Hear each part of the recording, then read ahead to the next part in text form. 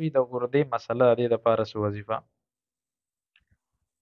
ګردې کې چې کله کاڼي وي یا ګردې پړسېدلې وي، نو زمونږ چې کم سلف صالحین دي نو د هغې نه یو څو صورتونه منقول دي. یو صورت خو دې دا منقول دی، دا یو آیات دی، فلما تجلى ربه للجبل جعله دکا. دا د اولی کی او دا د په د خپل ملا باندې وتړي، چې په ملا باندې وتړي چې څومره غټ کاڼ وي هغه به ریزه ریزه کېږي، د دې وجود نه بوځي.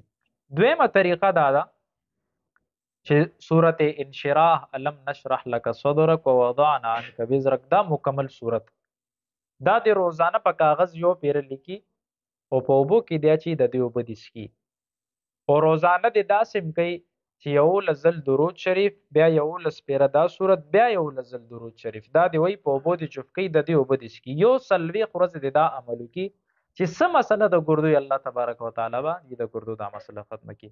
واخر دعوانا